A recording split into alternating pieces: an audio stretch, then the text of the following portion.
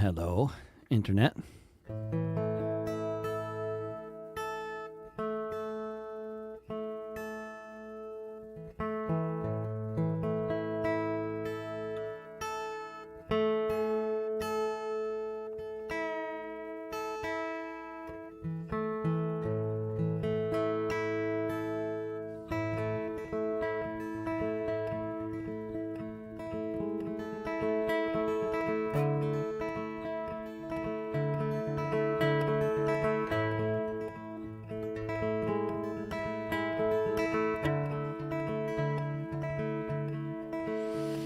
The 25th of February, 2024, in protest against a U.S.-sponsored genocidal war, as bombs were falling and exploding all around, burning up the bodies of the children on the ground, huddling in tents and just waiting to die.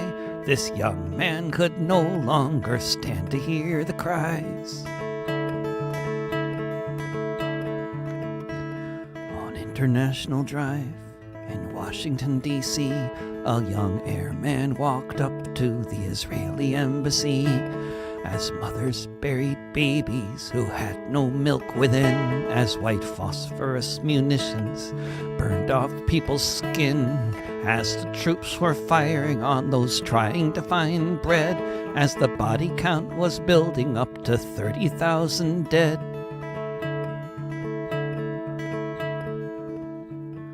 Dressed in his fatigues, there on Embassy Row, he announced into the camera this was where he'd meant to go. An act of desperation and one designed to share the horrors of the crimes being committed over there, like a mirror to the world, so no one could look away from what's happening in Gaza every minute of each day. He stood in front of the building, as ready as he'd get. He put his phone down so he could live stream it on the net. When he lit the fire on the day he chose to die, with no way to stop the slaughter, at least he had to try. As the flames rose up, yellow, red, and blue, did he look up at the cross and wonder what would Jesus do? The Secret Service came to point a gun at Aaron's face. The airman didn't move, he just stood in place. He'd come to make a spectacle, that was understood. If he couldn't stop the war, he'd do what he could, as his body burned before us in an unmistakable sign. Again and again he shouted out, "Free Palestine!" On the 25th of February, 2024,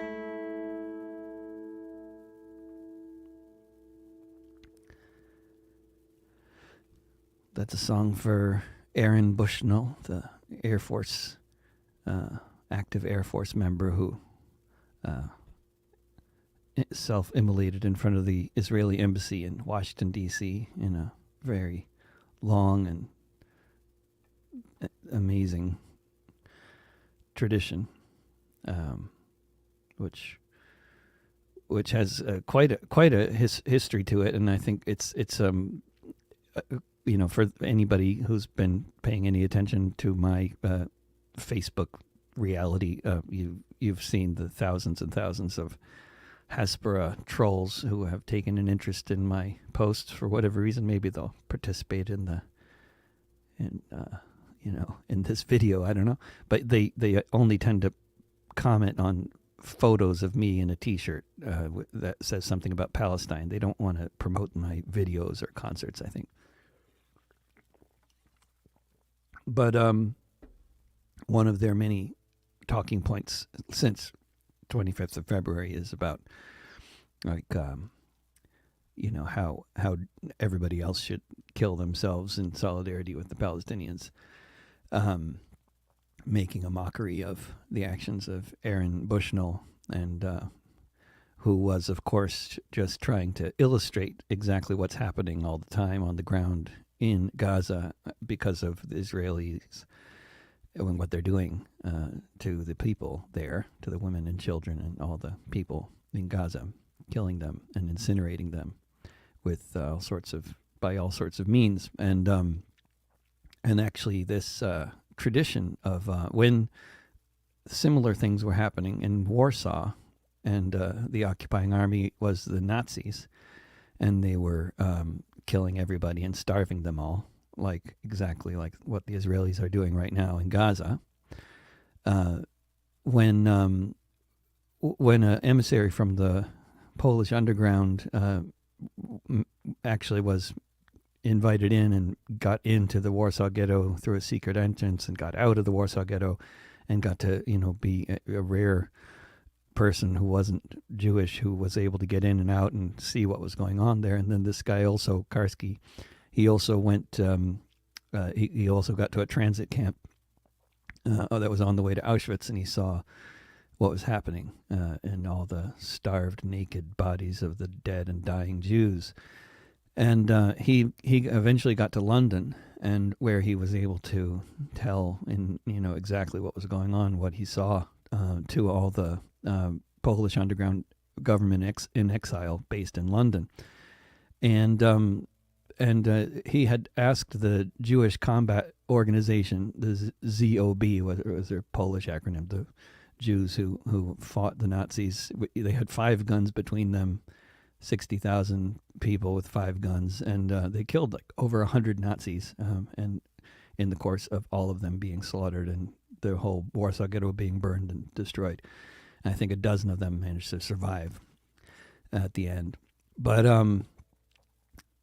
then when this emissary went to London and he talked to people there and explained what was going on, did the same thing in D.C., and the ZOB, the Jewish Combat Organization, told him when he asked them what should people do to raise attention to this genocide that's happening, and to this industrial slaughter of the Jews of Poland, and the Jewish Combat Organization representatives told him to tell the Jews in England, if they want to, or anybody that wants to stand in solidarity with the Jews in Poland, that they should publicly starve themselves to death.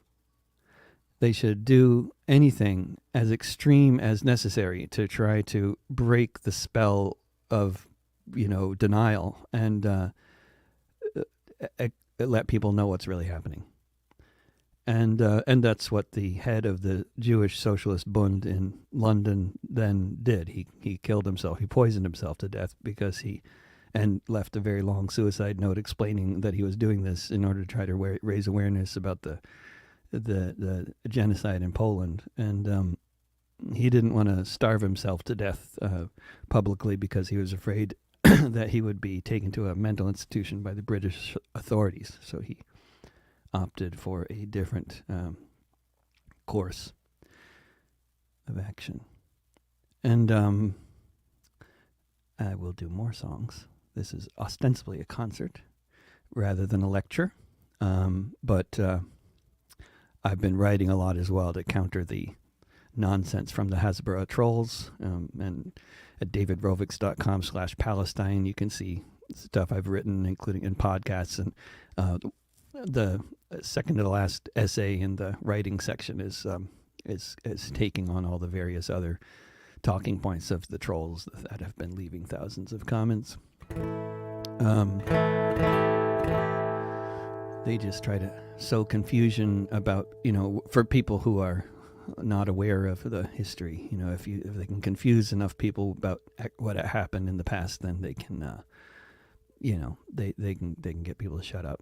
But they're just completely full of nonsense, easy to disprove. So if you actually are familiar with it. A few months ago, as the UN agencies were all telling us that famine and disease was going to be killing far more people in Gaza than the bombs were killing, despite the fact that the massive bombings. They've dropped more than 2 times the tonnage of the Hiroshima bomb already. But I wrote this song, Famine and Disease, months ago.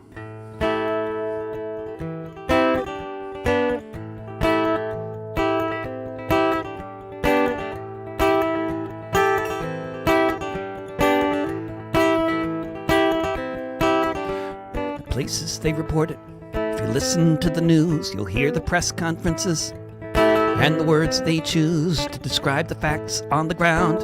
On the Gaza Strip, you can hear the measured phrases, see the trembling lips, uttering words so rarely spoken. Eyes open wide as one official after the other speaks of genocide. From the head of each department, you can hear the powerless pleas. The next wave of the carnage will be famine and disease.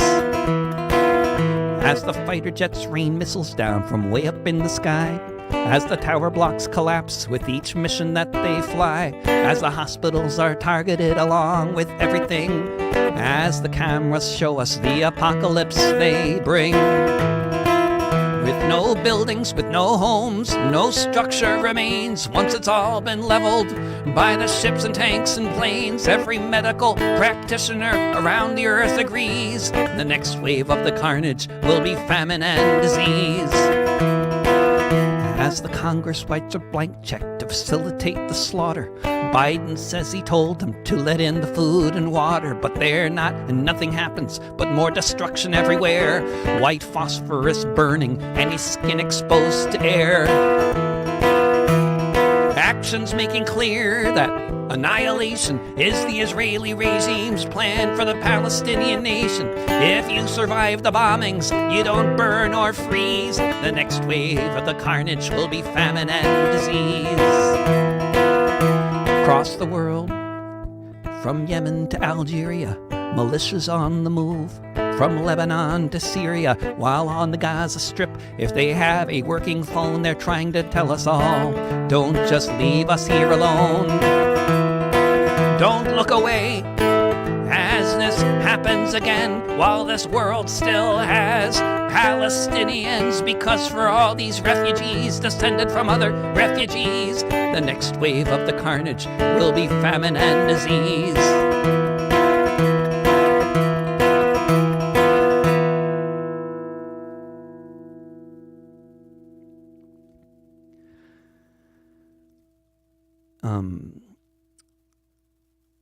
Famine and Diseases from my latest album, Notes from a Holocaust, which I would encourage everybody to listen to and share on Spotify. Put it on a playlist. It's all there.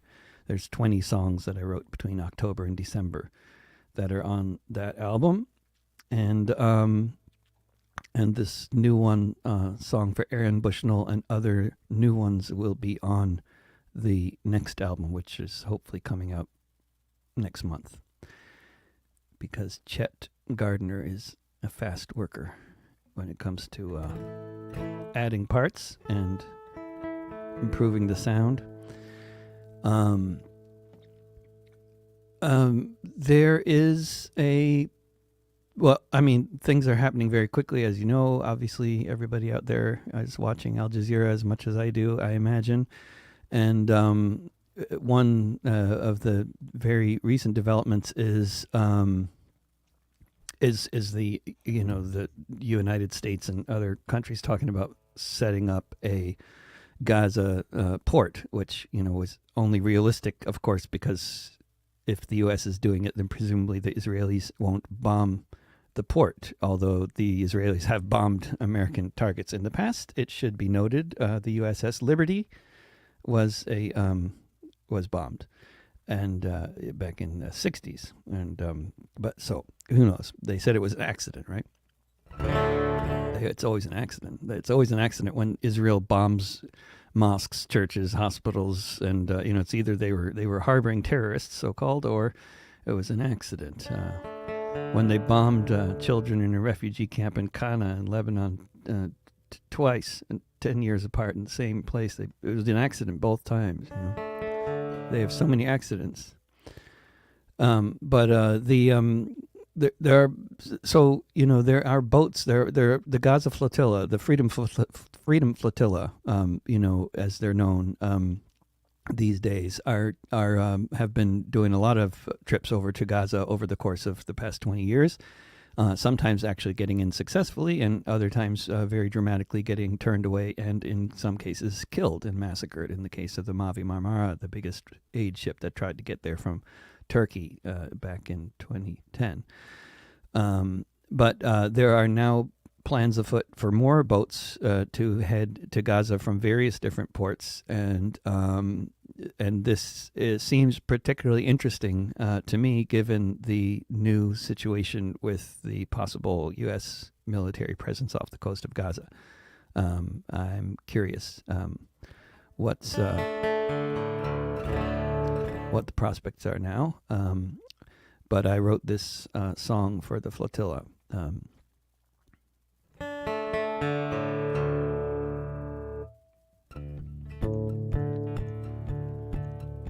Since the siege began across humanity, people have tried to show solidarity, marching and campaigning and searching for a way from Australia to Sweden to Turkey. Folks began to organize ships to the shore, to this occupied land of perpetual war. Some boats made it all the way to the port.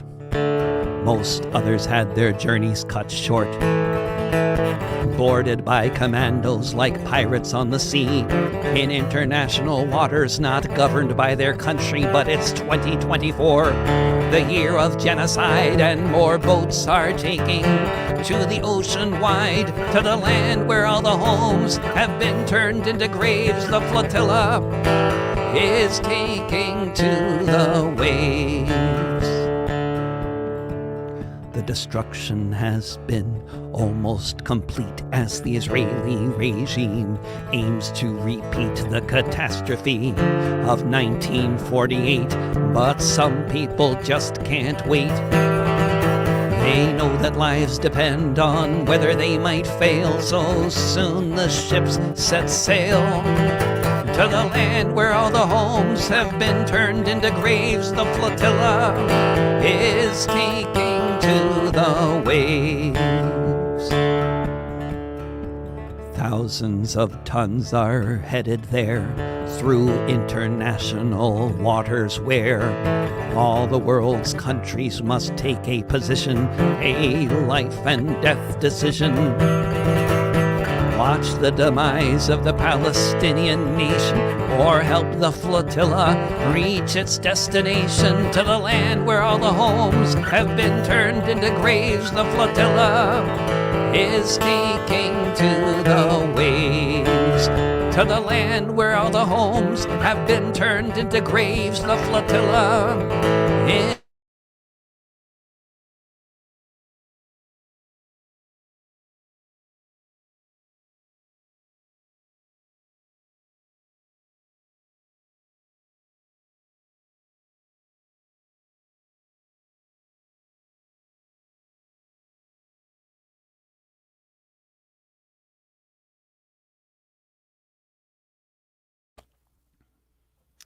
Well, there's a little connectivity issue there that seemed to happen right when the song ended. That was a interesting timing.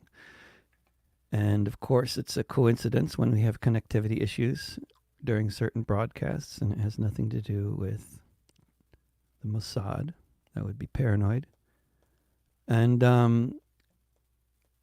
the next album that the next album is actually going to be another collaboration with Chet Gardner in Hawaii.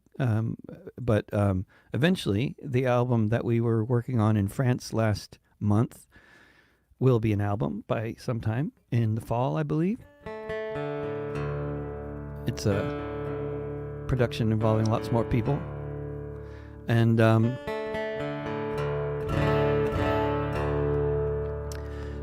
you know, as a history buff myself, when things happen like events that have been taking place over the past few months around Gaza, in Gaza, makes me think about historical events that actually bear remarkable similarities to what's happening right now.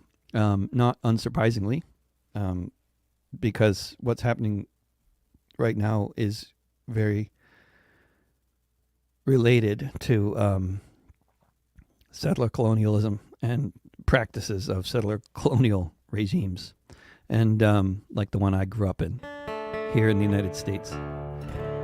And one of the many maddening things about these Hasbara trolls is they love to talk about how I'm and other people like me and us, are hypocritical because presumably they presume we supported everything that the Allies ever did during World War II, and that we supported settler colonialism in the countries we're from, if we're from places like the U.S., or Canada, Australia, and that we are not critical of our country's foreign policies or past or anything like that. And of course, they presume wrong. I don't know who these trolls are. Well, I don't know who they are. One of the things that's very consistent about them is they're incredibly rude and they're disgusting and constantly making sexual references, and they're extremely sexist. And I can't imagine if any of them are female, I would be shocked. But they're a bunch of horrible guys, and whoever they are, and most of them are really bad at writing. But that's okay. I'm not critical of them because they can't spell. Lots of my best friends can't spell. I'm really good at spelling, but it's okay. You don't have to be. But anyway, going back to one of the things that one of the historical events that I found that really came to mind as when all this happened, other than the Warsaw Ghetto Uprising, was the uprising in 1862 in Minnesota, led by a man named Little Crow.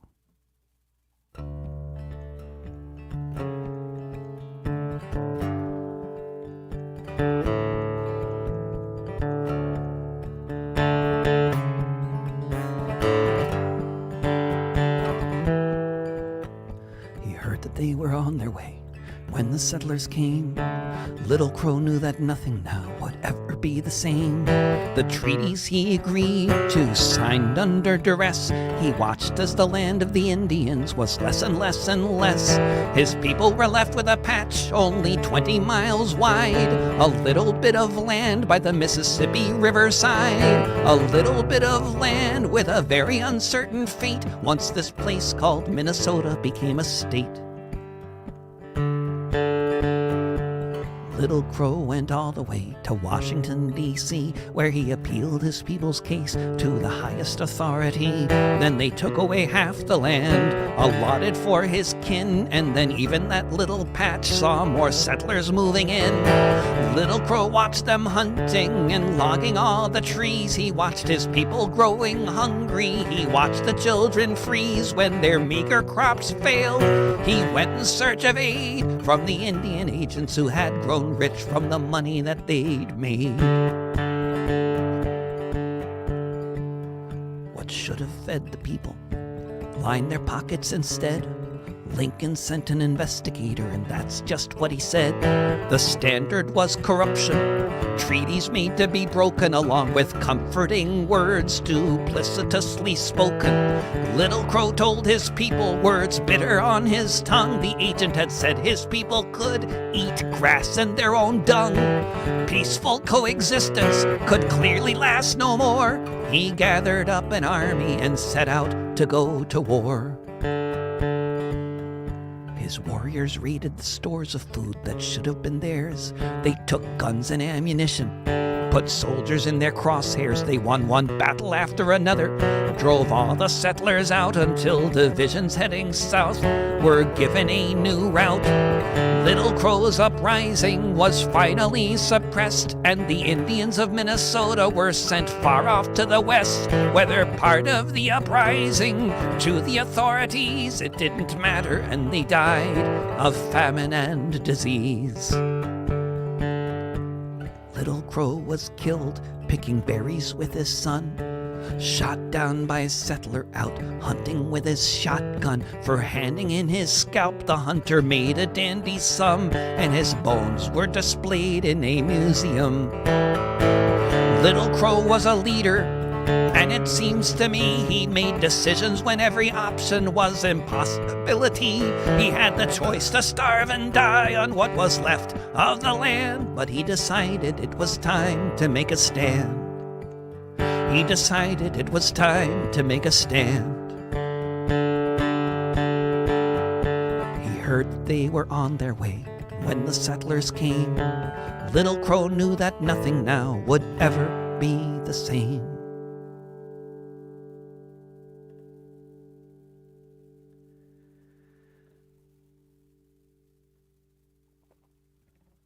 And I'm seeing a wonderful comment from David Heap here, and I want to just highlight that for a moment.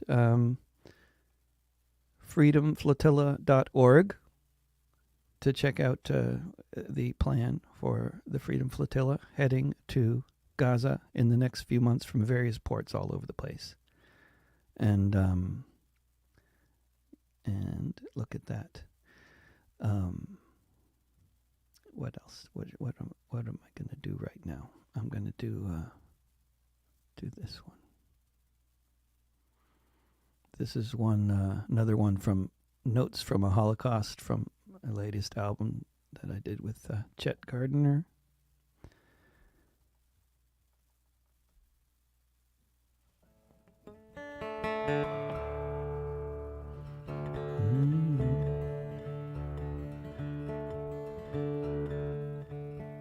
She was looking for a place to have a baby, but with the hospitals destroyed, she headed south in a donkey cart to give birth to her little boy. She wasn't lying by a manger, no hay beneath her on the ground. She couldn't hear her newborn's cries, with the bombs exploding all around. There's baby Jesus lying in the rubble, a hungry little bag of skin and bones, with his mother Mary broken there beside him, in the place that they were calling a safe zone. Without a blanket, without a drop of water, nothing between them and the sky.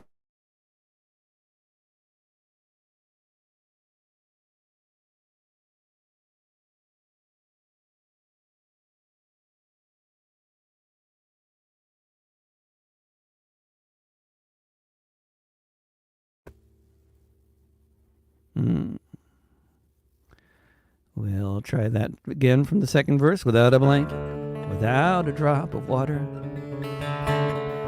nothing between them and the sky. The wise men from the east tried to come to see him, but they're trapped at the crossing in Sinai. There's no fuel for the water pumps, only for the drones always buzzing overhead, reminding every child there beneath them, the next moment it could be your mama dead. There's baby Jesus lying in the rubble, a hungry little bag of skin and bones, with his mother Mary broken there beside him, in the place that they were calling a safe zone. He's the Son of God, said the angel, as the babe began to shiver from the cold. There was a twinkle in his eye for a moment, before the rigor mortis took hold. This prophet who was born to save our species, this child who was the only son of all the tens of thousands killed so far. Now we can add another one. There's baby Jesus lying in the rubble, a hungry little bag of skin and bones, with his mother Mary broken there beside him, in the place that they were calling a safe zone. In the place that they were calling a safe zone.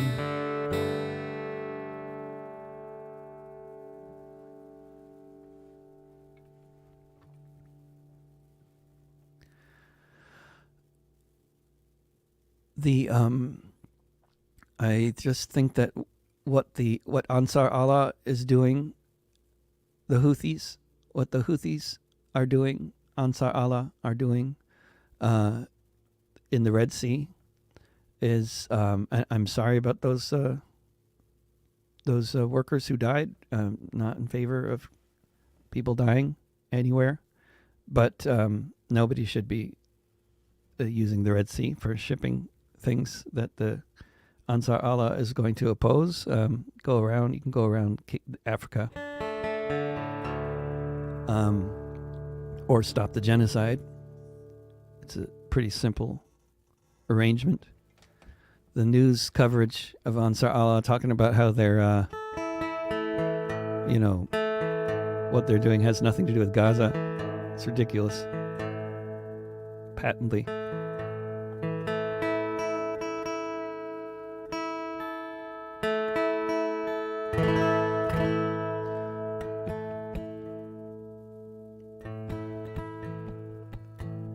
Half the world's trade passes by here.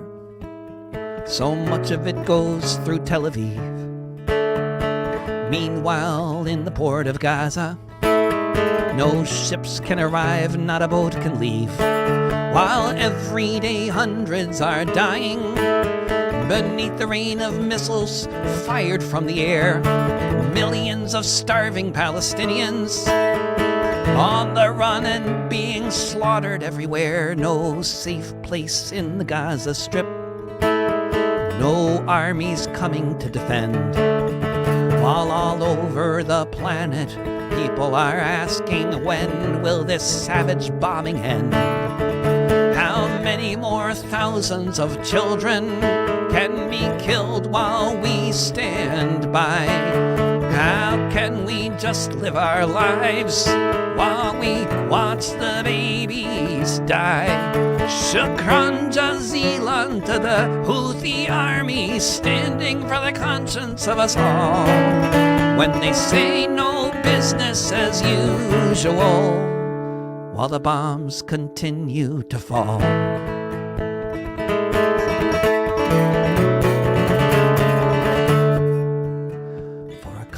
That doesn't have an air force, they're painting black, red, green, and white on the helicopters that they use to board the ships to show their cause is right. The president says this terrorism must stop right away, to which the Houthis respond, yes, that's exactly what we are trying to say. Shukran jazilan to the Houthi army, standing for the conscience of us all, when they say no business as usual, while the bombs continue to fall.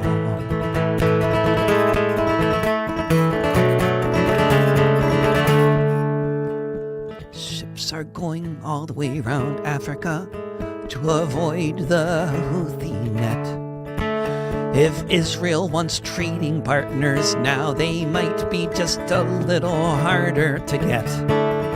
We can blockade ports all over, north, south, east, and west. But the Houthi army are the ones who are no doubt blocking the traffic the best. Shukran jazilan to the Houthi army, standing for the conscience of us all, when they say no business as usual, while the bombs continue to fall.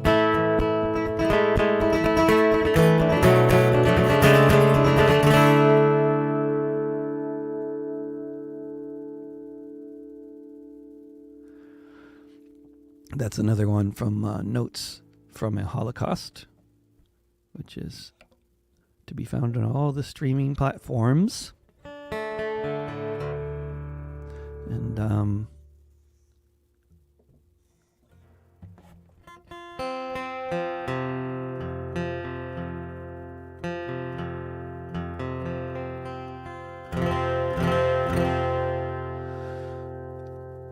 there are, as I mentioned, so many historical episodes that bear a lot of resemblance to what's happening today, and not all of them happened in Germany. Scotland, around the latter decades of the 19th century, was a place of horrible crimes against humanity.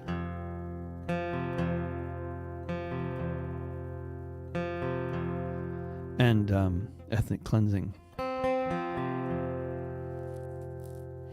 There were 100,000 Highlander refugees in Glasgow at any given time, waiting for boats to take them somewhere safer, where they could live.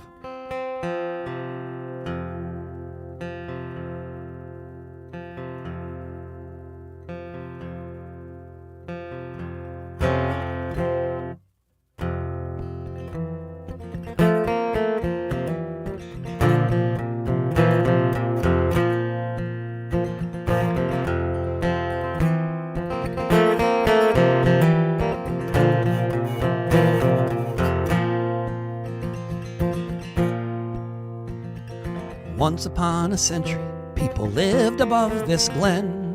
There were 50 houses here with parents and their children, but someone said they owned what those 4 generations had called their homes across the Scottish nation.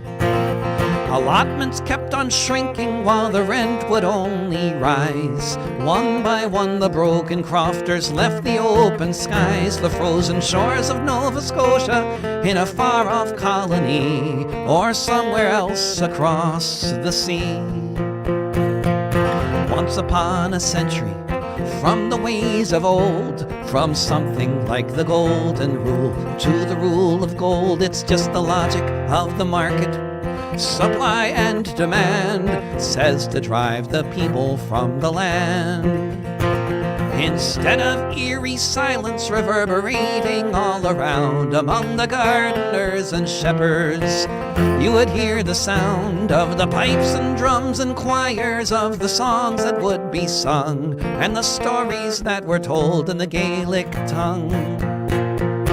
Once upon a century, you'd never think it could, to turn into a field what had been a neighborhood. Once there were the promises of loyalty or clan, and then there was just profit if you can.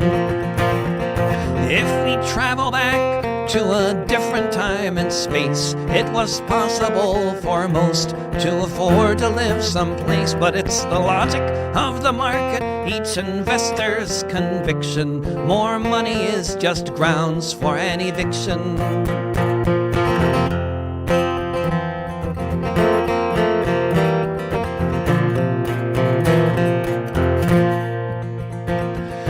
Once upon a century, they cleared the highlands for the sheep. Most folks did not resist as the rent became too steep. They packed their things and moved, scattered far and near. You'd never know that they once were here. Just for the whims of capital, the biggest profits for the banks. You fight a war for empire and clearance is your thanks.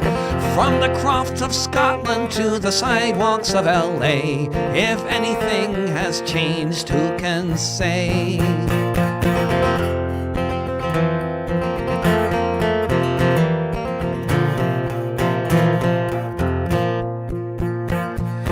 Once upon a century, people lived above this glen. There were 50 houses here with parents and their children.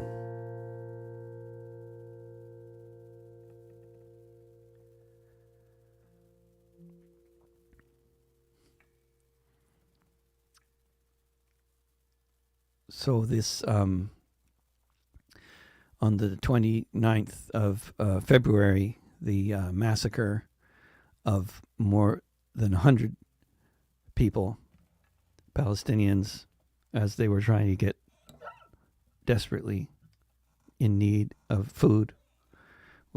The Israelis had contracted a bunch of trucks to be sitting there as bait, and then once people got out there to the trucks in the open, emerged from their ruined buildings, they were massacred. And then when they retreated, and then they came back to the trucks later, perhaps on the assumption that the massacre had been a mistake, or perhaps on the assumption that there'd been some kind of firefight, or who knows. They went back to get more, to try again, and they were massacred again. And then the Israelis drove over the dead bodies, or the dying, or the injured, and killed them with trucks. And then they said they said they were feeling unsafe because starving Palestinians were trying to get food. And so they had to kill 118 people. And then they said they trampled each other, but it wasn't true. They all had bullet wounds. And they then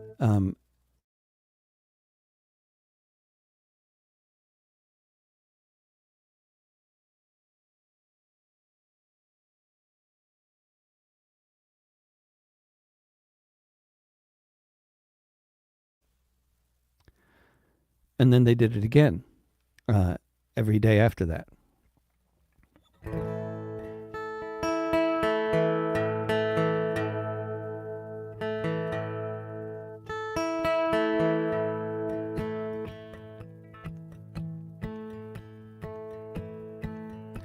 Almost 5 months since the blockade was complete. Millions have hardly had anything to eat. Most had now fled to the border with Sinai. The rest who through the bombing had managed not to die were living in the rubble with the other refugees, hoping before they died of famine and disease, trucks might come with deliveries of flour, as starving Palestinians were counting by the hour. The army fired at every convoy that attempted to make it to the north, but this one was exempted. It was contracted by the army to come to this point on the map so that they could set a trap. They waited for people to start unloading the aid while they watched from above the pen that they'd made. They began to fire at those helpless below to kill their unarmed and starving foe. Scores lay dead or dying all around. People fled trucks amid the deafening sounds of gunshots and screams of those breathing their last breaths, whose need to feed their families now resulted in their deaths. When people went back to the trucks to try again, it's hard to find the words to even say what happened then. The troops began to fire more, round after round after round. Everywhere you looked, a sea of blood was what you found. And then the soldiers drove their tanks over the dead, and then the Western media just repeated what they said. It was chaos on the strip. We had to let the bullets rain. We can't have starving people grabbing bags of grain, so instead another bloodbath, one of so many now so far, that makes Gaza Wadi smell like the ravine of Baba Yar. For a sack of flour, they'll shoot starving children dead, though that's somehow not how the headlines read. Almost 5 months since the blockade was complete. Millions have hardly had anything to eat.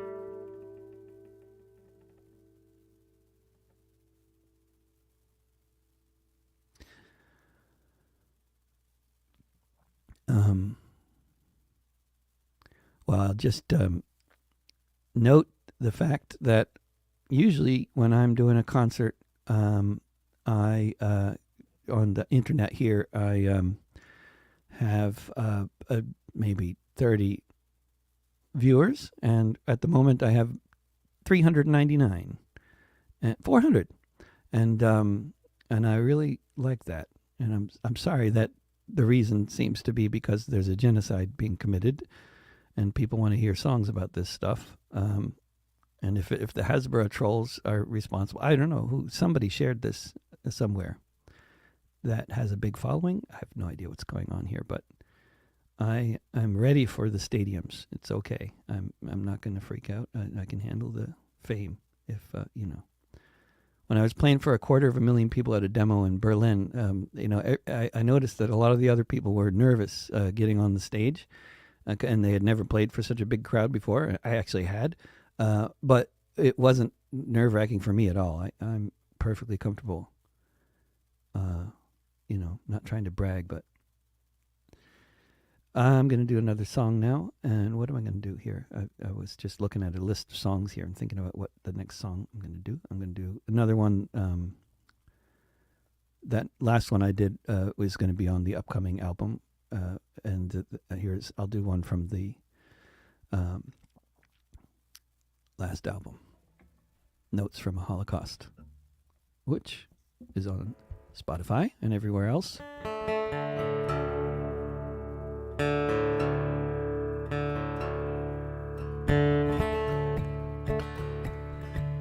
If a song could bring us together across the planet that gave us birth, to act as one, bring peace and justice all around this shattered earth. If a song could take down borders, take down fences, make them fall, liberate all those imprisoned, kept behind the ghetto walls. If a song could stop the bombs, so the next might be the last. If a song could change the future, so it won't be like the past. If a song could be a missile fired from the Iron Dome, if it could protect the children, keep them safe within their homes. If a song could raise an army and transport it on command, take us all to Palestine to defend the Holy Land. If a song could be concrete and put to use to rebuild, if it might turn back the clock, back all the babies killed. If a song could be a blueprint, instructions to show us how. If a song could change the world, then let us sing it now. If a song could bring us together across the planet that gave us birth, to act as one, bring peace and justice all around this shattered earth.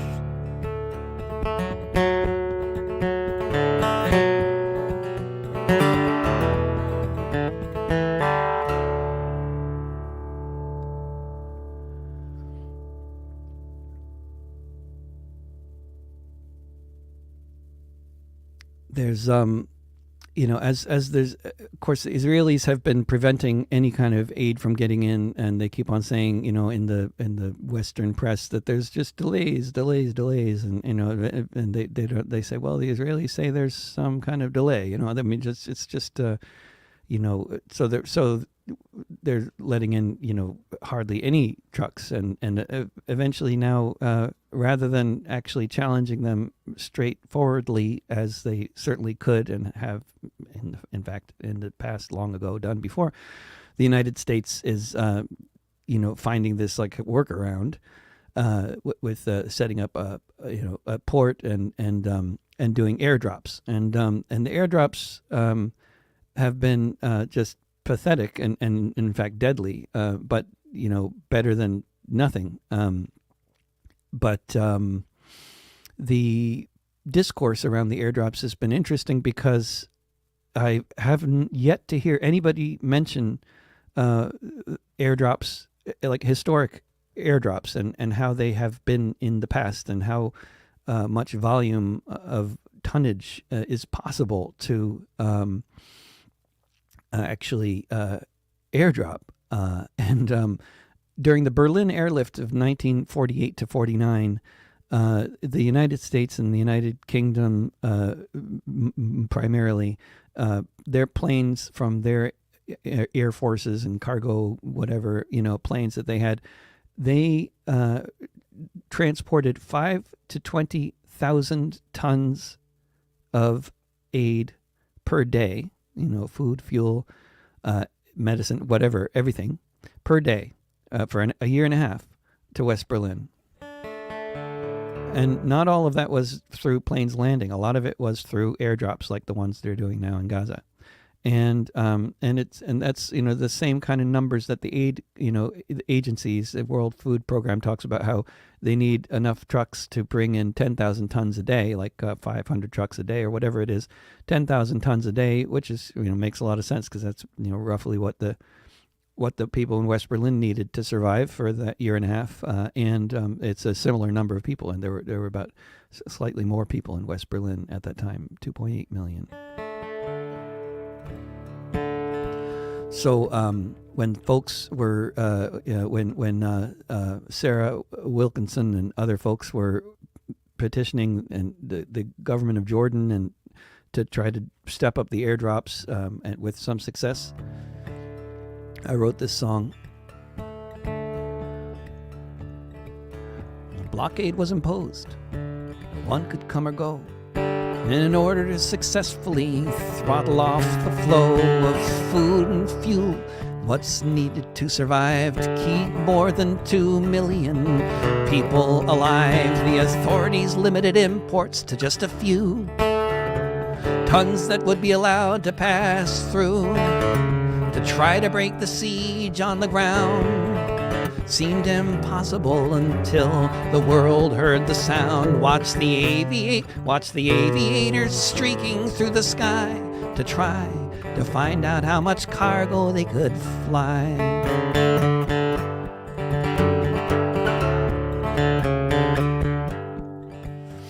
They drafted every plane that could be flown, determined not to leave these millions alone, to be cold and hungry or else to be subsumed. They said it was impossible, an endeavor that was doomed. Every 30 seconds a plane would fly away to deliver to those trapped 5,000 tons a day.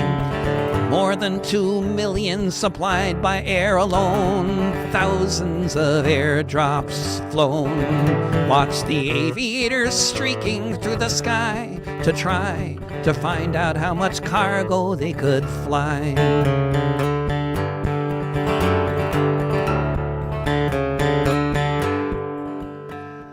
Planes crashed, as they do. 100 people died, but the flights kept coming.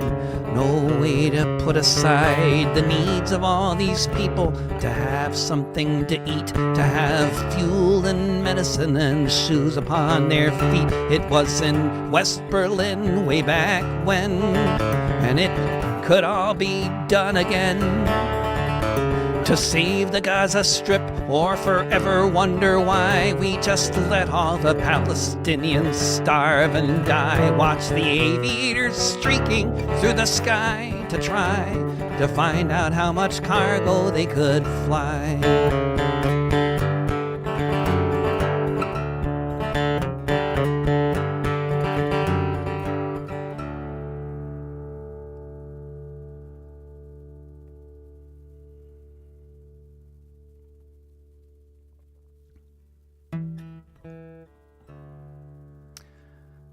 It's the reality of what's happening here in Gaza is, of course, as everybody who's watching this is surely keenly aware, is that the apocalypse is underway, and it is being televised by its victims.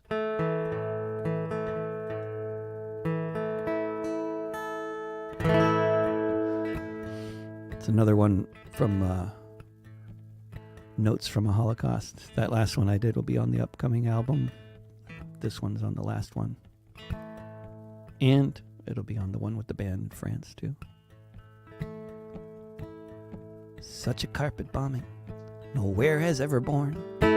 In the land where everyone is some version of forlorn, we watch the skies light up again, and if the one with the camera falls, another takes their place when duty calls. For the apocalypse will be televised. I'm watching it on this screen, live on camera. The Holocaust of Palestine.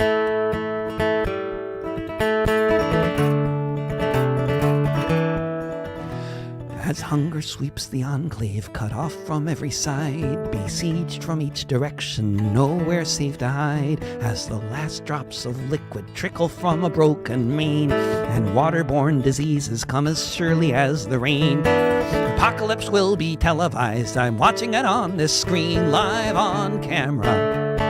The Holocaust of Palestine.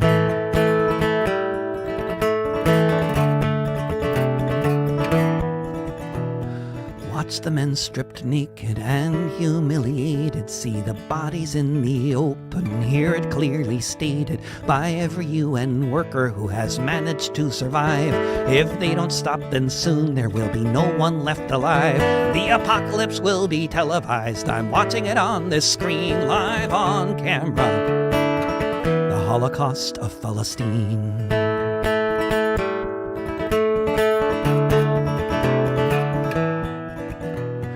Hear the heads of state make their intentions known. Watch as they illustrate them as we've all been shown, by destroying every building, leaving no water to drink. If this isn't genocide, then what is it, do you think? The apocalypse will be televised. I'm watching it on this screen, live on camera. The Holocaust of Palestine.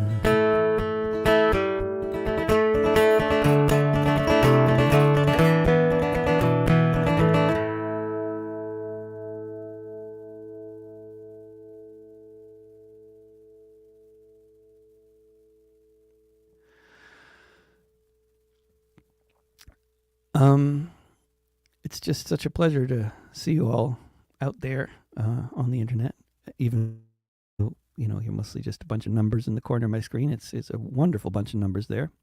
I will do one more song, and thank you all so much for dropping by. And I will be back. I'm not sure when, but I'll do another broadcast here on the internet soon. And if you are in Boston, Massachusetts, or anywhere around there, I'll be playing in Boston at the end of the month on the 29th at the Community Church of Boston. I'll be doing a show here in Portland, Oregon on May 25th, which I don't have info on my website up, but I will soon get that up there. I will also be doing a tour of Australia in late June and July. If there's anybody out there in Australia, I got lots of dates free for more gigs, or some dates free anyway. And August, I'll be doing a tour of the West Coast from Portland down to Northern California and back, and that's completely wide open for anybody in Oregon or California. I'd love to hear from you about August. And in November, I'll be doing another tour of Scandinavia.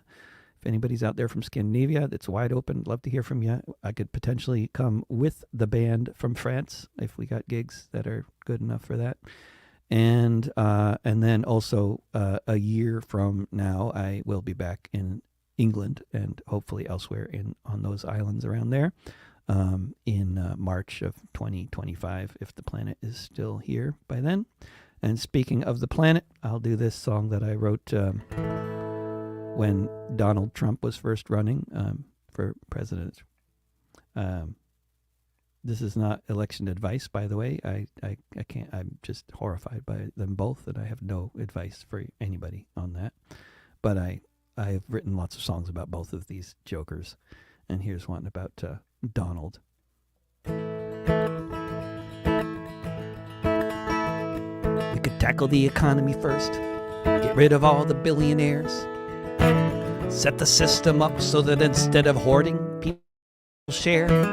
Make housing, food, and health care basic human rights. Around the world, for everyone, is how we'd set our sights. If we could get to that point, I could say that then we could make the planet Earth great again.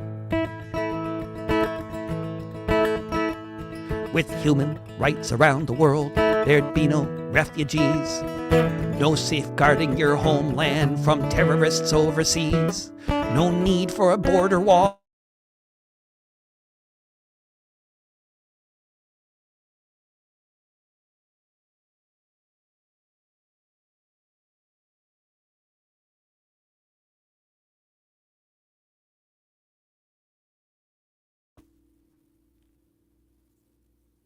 Well, somebody doesn't want me to finish this broadcast, but I'm just going to do the whole thing over again there for whoever it is out there that's trying to stop me.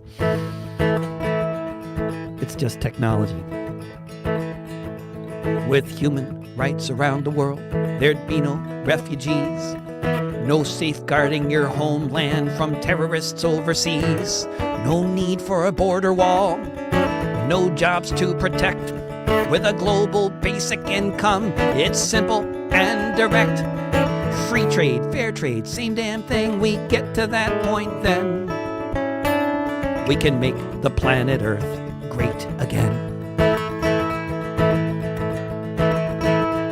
We could take on other issues, like the survival of our race, by which I mean the bipeds on this floating rock in space, the most invasive species anywhere around, the one that keeps on burning everything that can be found, the one that will get it together in the nick of time and then make the planet Earth great again. We can stop spending money on antiquated technology, such as tanks and missiles and most other things military. We can use those vast resources to make us all safe and sound. Windmills in the air, coal and oil in the ground. We can be the envy of the rest of the galaxy when we make the planet Earth great again. We make the planet Earth great again. We make the planet Earth great again.